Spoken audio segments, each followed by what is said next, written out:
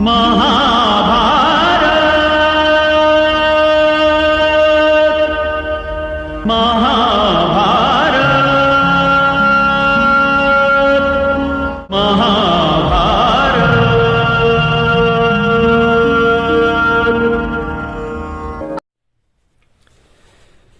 जी हाँ दोस्तों, आपका स्वागत है आपके अपनी YouTube channel perfect science coaching centre में क्लास 10th सब्जेक्ट हिंदी और चैप्टर नंबर 4 नाखून क्यों बढ़ते हैं से रिलेटेड कोई भी प्रश्न हो, ऑब्जेक्टिव हो सब्जेक्टिव हो, कोई भी प्रश्न हो, उसे सॉल्व करने से पहले अगर कुछ बातों को समझ लेते हैं, कुछ टिप्स जान लेते हैं, कुछ ट्रिक्स जान लेते हैं, तो आप लोग सभी प्रश्नों को आसानी से सॉल्व कर सकते हैं। ठीक है, तो एक प्यारा सा प्रश्न है कि नाखून क्यों बढ़ते हैं, और एक प्यारी सी बच्ची के मन में यह प्रश्न उठता है कि नाखून क्यों बढ़ते हैं। तो चलिए कुछ बेसिक चीज को समझ लेते हैं। ठीक है, एक प्यारा सा टॉपिक है और हंसी भी आ जाएगा। ठीक है, तो नाखून क्यों बढ़ते हैं इसके बारे में कुछ जान लेते हैं। ठीक है, नाखून क्यों बढ़ते हैं, नाखून पर हम क्या लगाते हैं, तो आलता लगाते हैं, अर्थात इसको क्या करते हैं, रंगते हैं आलता से। ये अर्थात क्या हो गया, ललित निबंध हो गया। और नाखून को हम लोग क्या करते हैं, बार बार काटते हैं, यानी 1000 बार काटते हैं। इसीलिए इसका ट्रिक्स हो गया आपका हजारी प्रसाद द्विवेदी। क्या, हजारी प्रसाद द्विवेदी। इनका जन्म जो होता है 1907 ईस्वी में, कहा, तो बलिया के उत्तर प्रदेश में, बलिया के उत्तर प्रदेश अर्थात यूपी में होता है। उसके बाद इनका मृत्यु जो होता है 1979 ईस्वी, कहा, तो दिल्ली में होता है। और इनकी प्रमुख रचनाएं हैं, पढ़े वही जो परीक्षा में पूछे जाते हैं। ठीक है, जैसे अशोक के फूल, पृथ्वीराज रासो, आलोक पर्व, ये बहुत ही प्रसिद्ध है। साहित्य अकादमी पुरस्कार 1957 में इनको मिला था।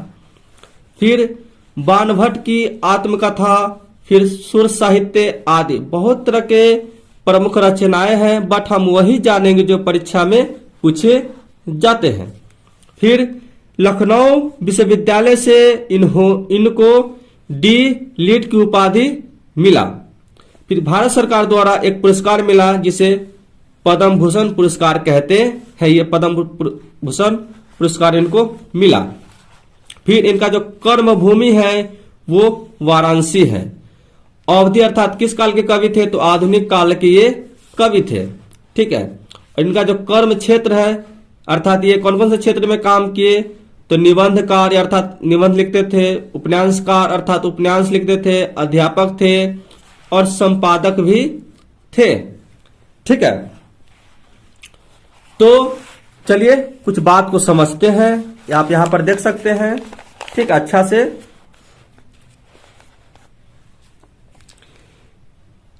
ये जो प्रश्न है नाखून क्यों बढ़ते हैं, एक लड़की अर्थात लेखक के बेटी ने पूछा कि पापा पापा नाखून क्यों बढ़ते हैं। बस दो ही इसमें मुख्य पात्र है, पिता और पुत्री।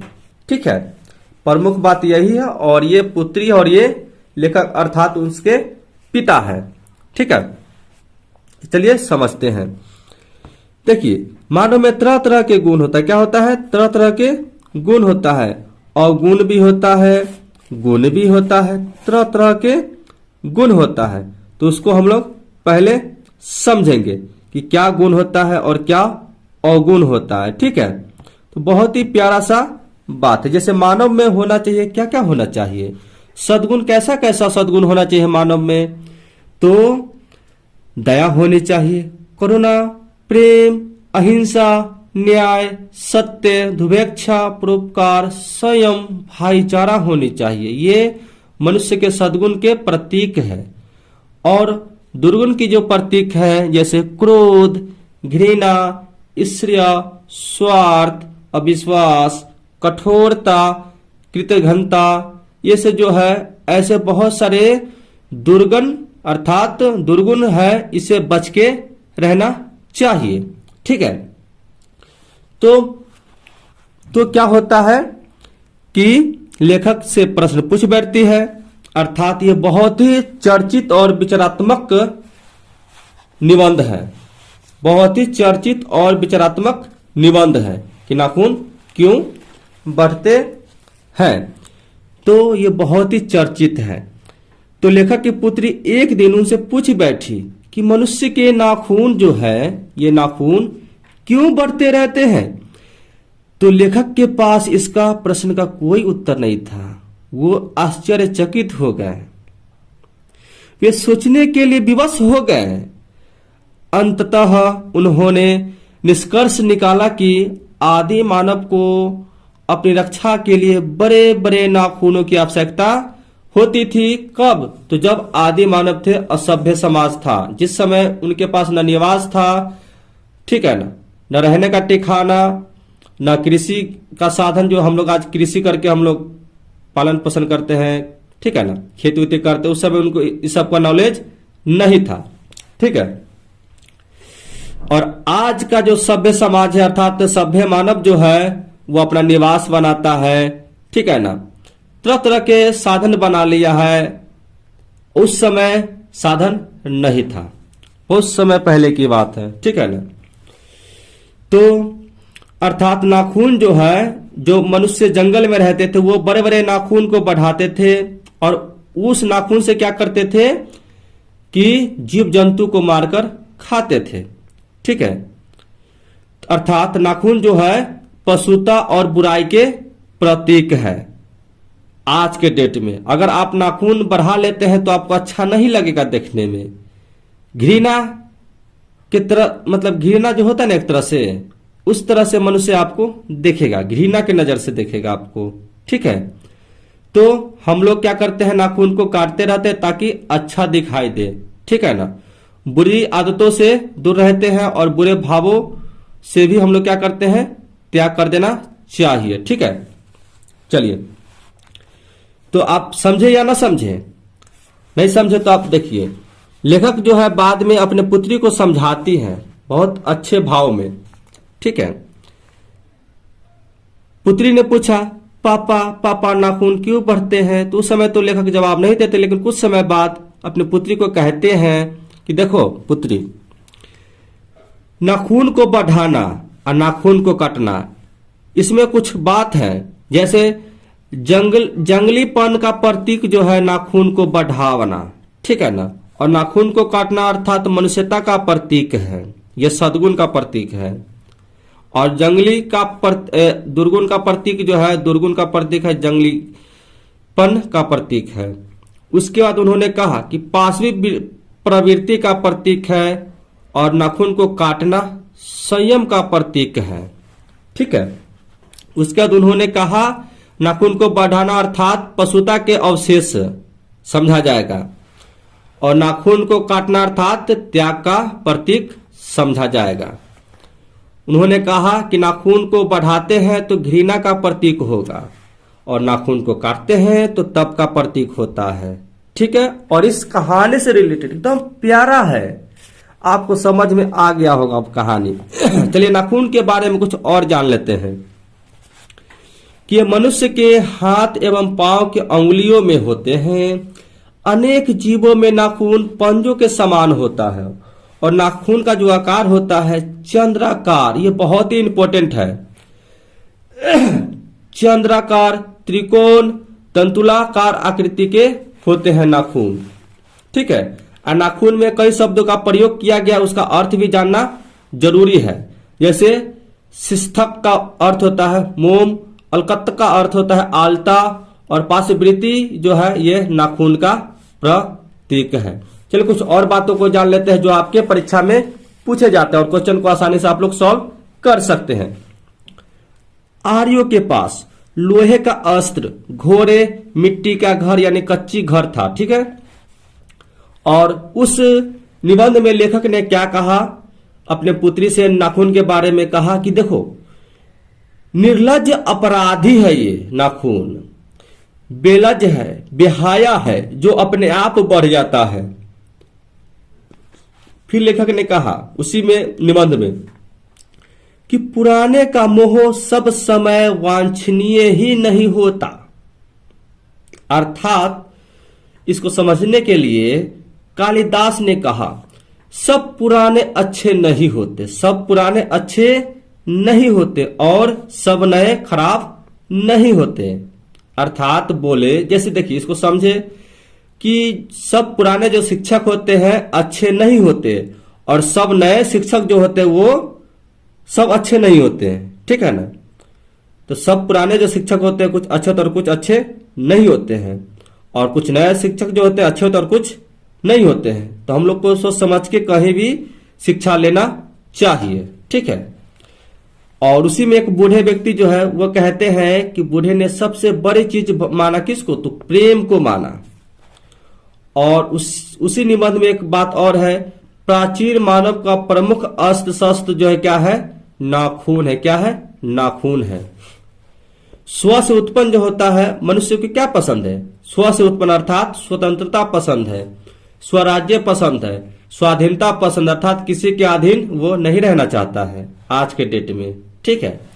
फिर इसी निबंध में कहा गया है कि धजिजी की हड्डी से क्या, तो इंद्र का वज्र बना है।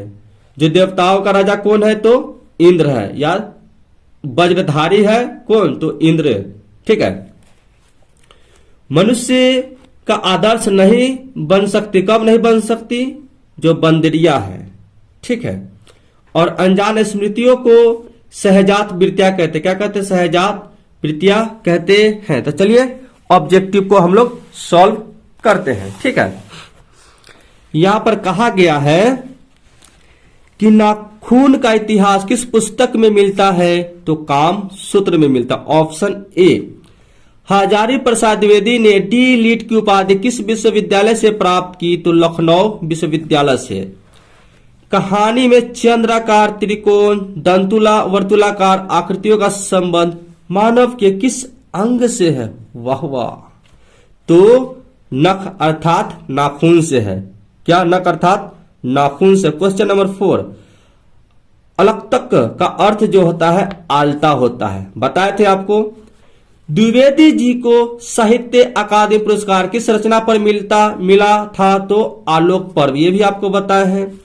प्राचीन मानव का प्रमुख अस्त्र जो था, क्या था, नाखून था। Option number B. आर्यों के पास क्या था, तो लोहे का अस्त्र, घोड़े, मिट्टी के घर, इनमें से सभी हो जाएगा। Option number D. सब पुराने अच्छे नहीं होते और सब नए खराब नहीं होते, ऐसा किसने कहा, तो कालिदास ने कहा। Option number B. फिर अगला हम लोग बात करते हैं कि नखधर मनुष्य आज किस पर भरोसा कर रहा है, तो एटम बम पर। अर्थात कहने का मतलब है कि पहले के जो व्यक्ति थे वो नाखून को अपना हथियार समझते थे और उसी से अपना भोजन वोजन करते थे।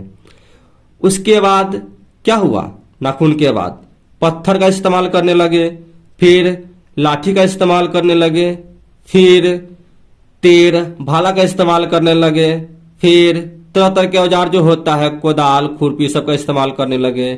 फिर आगे चल के बंदूक, तोप का इस्तेमाल करने लगे। फिर आगे चल के क्या किए, तो एटम बम का इस्तेमाल करने लगे। और आज की डेट में सब एटम बम पर क्या है, मनुष्य आश्रित है, यानी उस पर भरोसा करता है, ठीक है। चलिए क्वेश्चन नंबर 10 में क्या कहता है, आप लोग इसको आसानी से देख सकते हैं, ठीक है। क्वेश्चन नंबर 10 में क्या कहता है, इसको देखिए, आप लोग आसानी से समझ सकते हैं।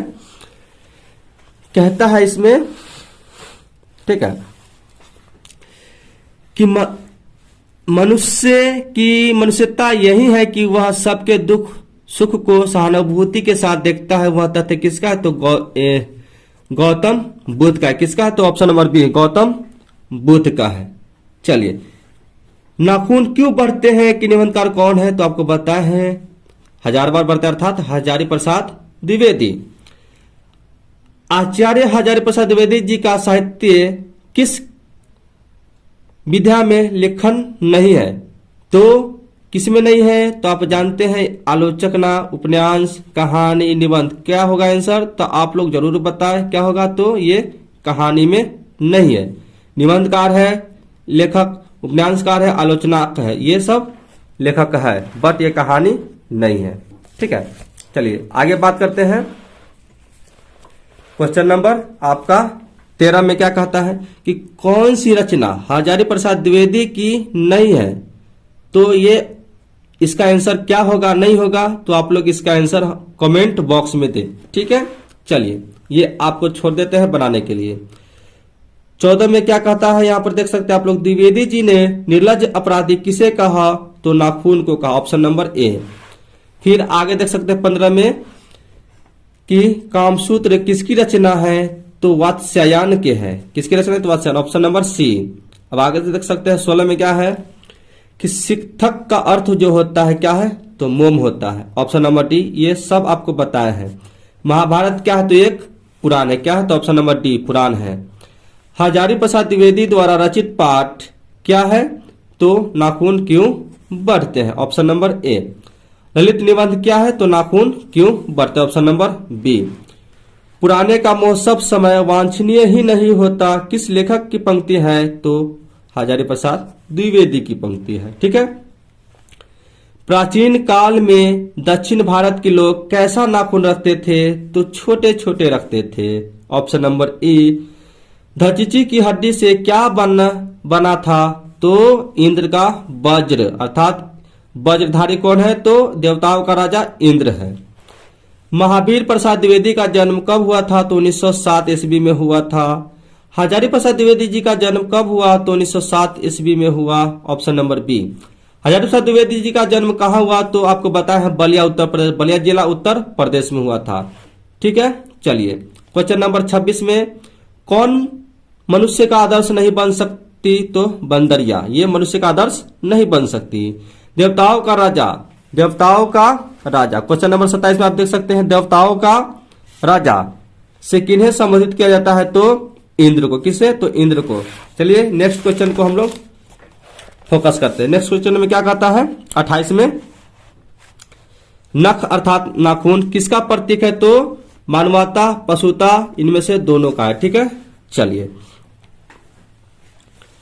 पृथ्वी रासो किनका संपादन है? तो आपको बताया है हजारों बार काटना पड़ता Hazari Prasad Dwivedi, option number A. 30 में क्या कहता है, हजारी प्रसाद द्विवेदी को कब पद्म भूषण की उपाधि से सम्मानित किया गया? तो आपको बताया 1957 में सम्मानित किया गया था, आपको बताया है। ठीक है। अशोक के फूल किसकी रचना है? तो आपको बताया हजारी प्रसाद द्विवेदी।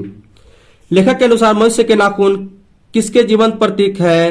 तो पाशुवृत्ति के हैं, ये भी आपको बताया है। हजारी प्रसाद द्विवेदी की मृत्यु कब और कहां हुई? तो आपको बताया है कि 1979 में कहा हुआ? तो दिल्ली में हुआ था। ठीक है। सहजात प्रवृत्तियों की किसे कहते हैं? तो अनजान स्मृतियों को कहते हैं, ये भी आपको बताया है। द्विवेदी जी से किसने पूछा था नाखून क्यों बढ़ते हैं? तो लड़की ने पूछा था कि पापा पापा नाखून क्यों बढ़ते हैं। फिर नाखून क्यों बढ़ते हैं पाठ में बूढ़े ने सबसे बड़ी चीज किसे माना है? तो प्रेम को माना है। ठीक है, तो ये मेरा प्रयास आपको कैसा लगा? आप लोग कमेंट के माध्यम से शेयर करके हमें आगे बढ़ाए। ठीक है, और ये कहानी यानी ये निबंध आपको कैसा लगा आप लोग कमेंट करके बता सकते हैं और मित्रों में आप शेयर कर सकते हैं। ठीक है, तो फिर मिलते हैं नेक्स्ट वीडियो में, जब तक के लिए जय हिंद।